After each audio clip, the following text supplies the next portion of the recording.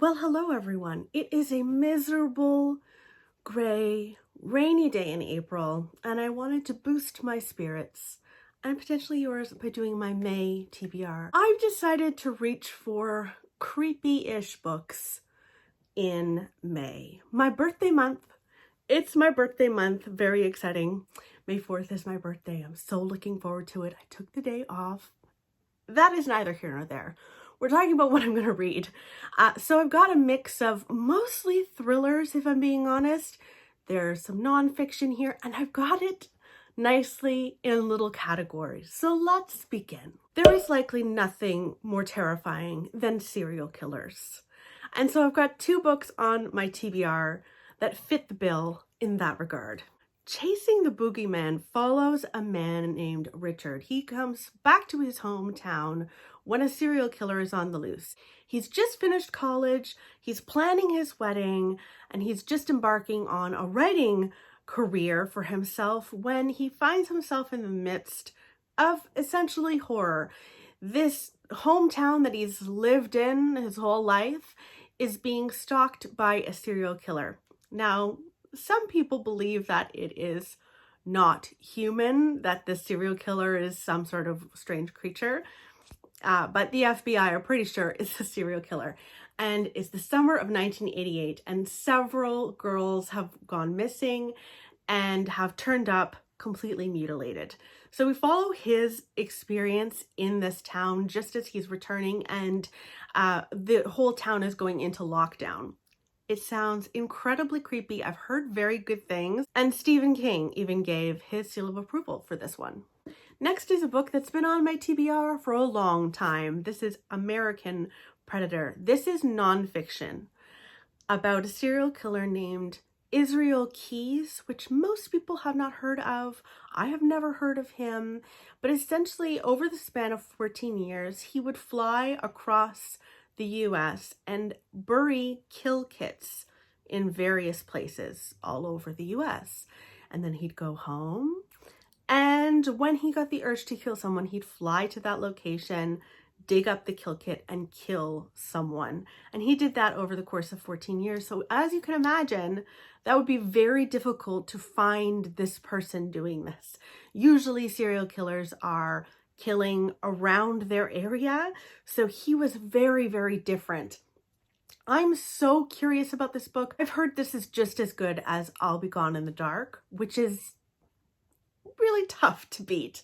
So I'm really looking forward to learning about, obviously, Israel Keyes himself, but also how he did it and how the FBI caught him. I don't read a ton of sci-fi, but this book just calls out to me, and I really think I'm going to enjoy it.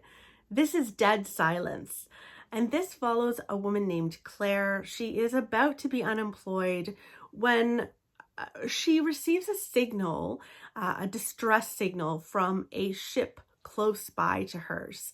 And it is actually a luxury, like, cruise spaceship that went missing 20 years ago. She boards the ship thinking, we've salvaged this ship. Surely that's going to, look really good for me, and maybe that will help my career in the long term. She and her team board the ship and quickly discover absolute carnage. There is blood on the walls. There is like whispering, and it's clear that 20 years ago, something horrible happened on the ship. And even now, something as terrible is happening on the ship, and her own crew might have the same fate as the people aboard this cruise spaceship. It sounds like so much fun.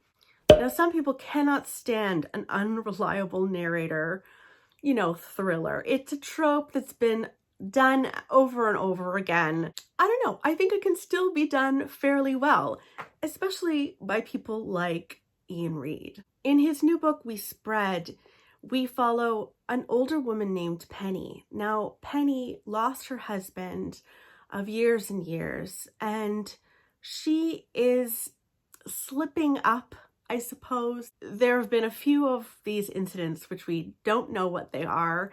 And so she's put into a home. I guess her family decides it's time to put her into a home. She's very reluctant at first, but she does go, and it's actually quite a lovely home. It backs onto woods, and you know, she does start to embrace it, and she even starts to paint again, which is a hobby that she had for many years and kind of put aside, and she's now starting to do that. However, time is slipping away from her.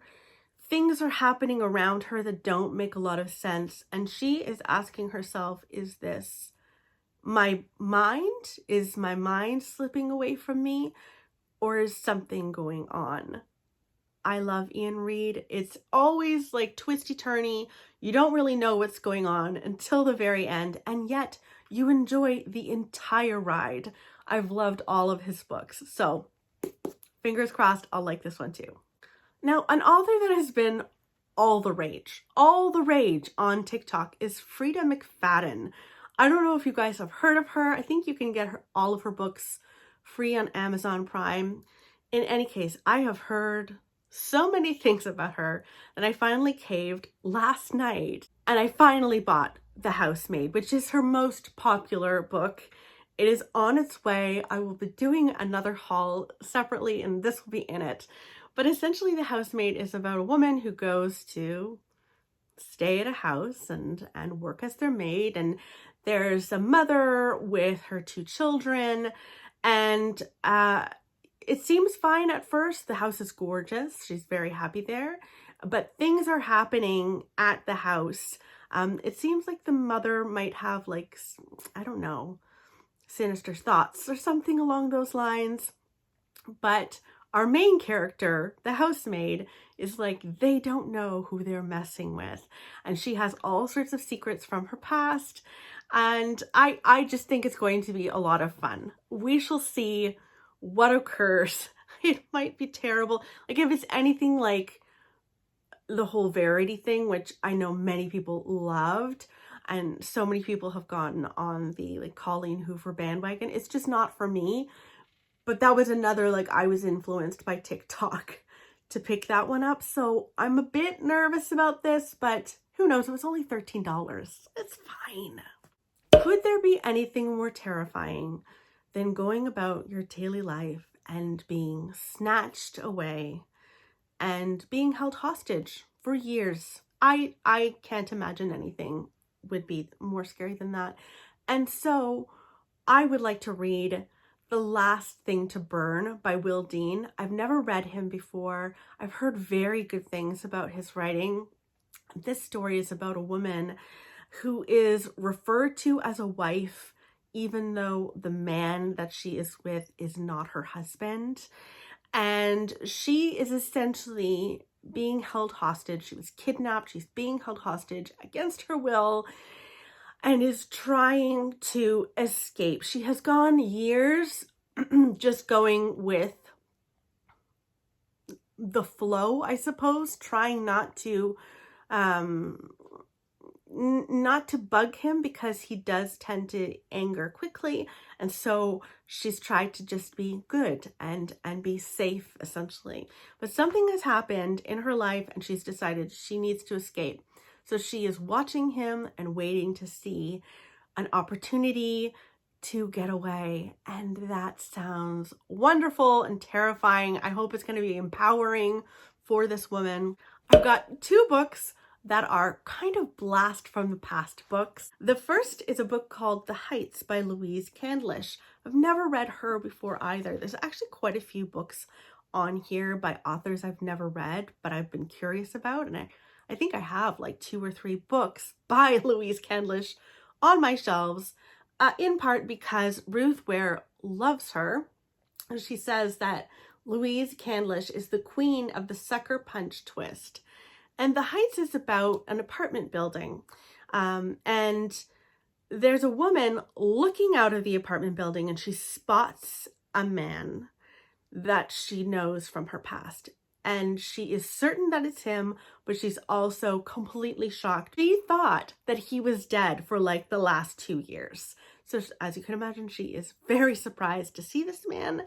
And I think she is also terrified to see this man. So I'm very curious what this blast from the past is going to bring for her. Next up is a Nikki French, and this is The Favour.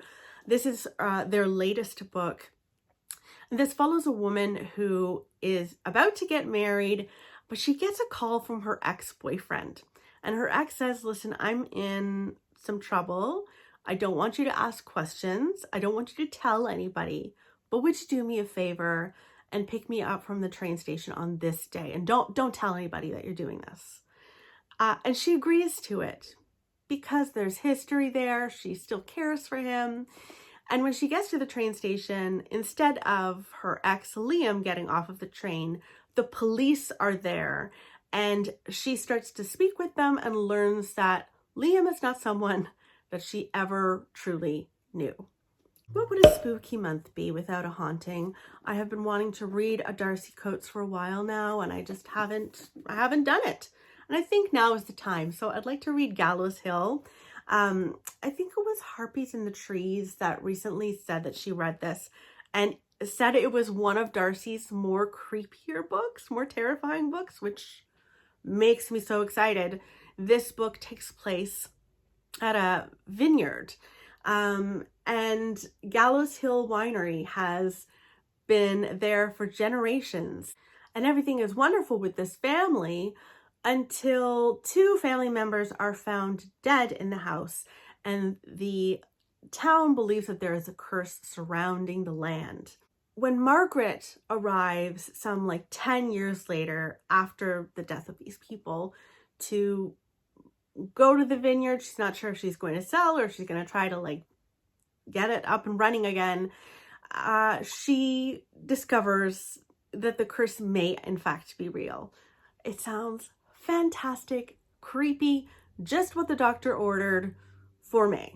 There is something so wonderful about thrillers that take place either in a small town where everyone knows each other and they have been rooted there for their entire life, or I also love thrillers where we have a character going back to a small town that they've tried to escape for years and years and years. All the Birds Singing by Evie Wyld is about Jack White. She lives on a remote farmhouse on a craggy British island. And there is something killing her sheep and basically tearing them apart. It is almost like it's a monster. It could be a person. She's not sure what is going on.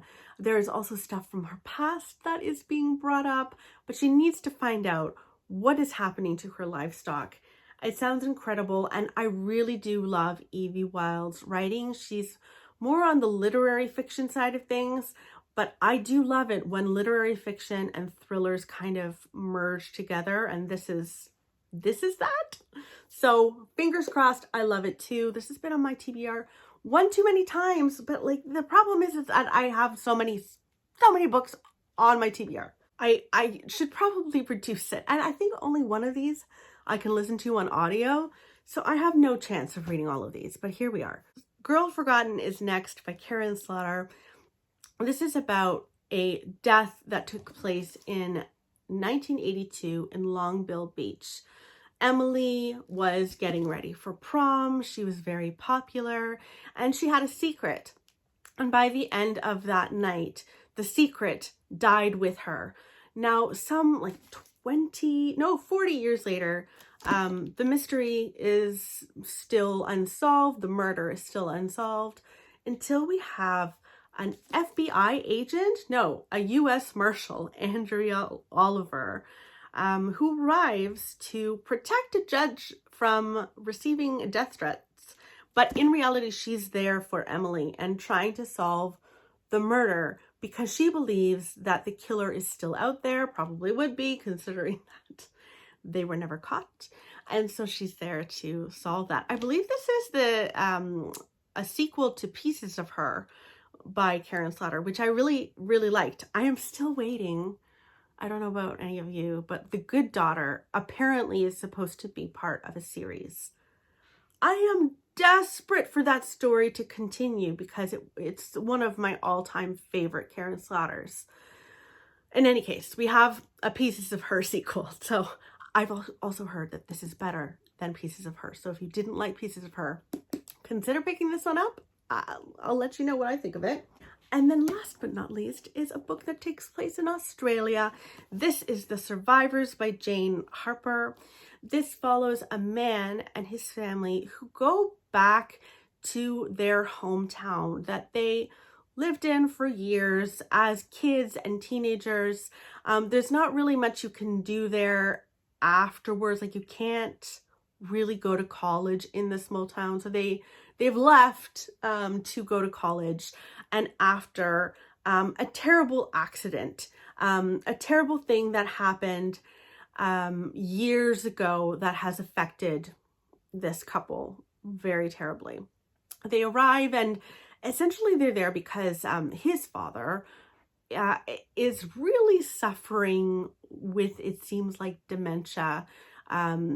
He is like leaving the house in the middle of the night and not acting like himself at all. And so they're there to kind of help his mom and try to sort out what's happening. And while they're there, a body shows up on the beach, and they get embroiled in yet another tragedy. So that is The Survivors heading back to a small town. I love that kind of storyline. I really, really do. So those are all of the books that I am intending to read in May. Like, there are way too many of them. I don't know what I think, like how I think I'm going to do this. Like, half of the books that I read are usually audiobooks, and then the other half are physical books. And I think there's only one or two here that I can read on audio. So I don't know. Maybe I will be like a super power, crazy, fast reader in May. That can happen with a good thriller, so you never know. Let me know in the comments below what you're planning to read in May. Do like themes for each month. I've started to do that this year, which is kind of rare, but kind of enjoying it as well. So I'd love to know how you go about picking your TBRs and what is on your TBR for the month of May. I will chat with you guys very soon. Bye!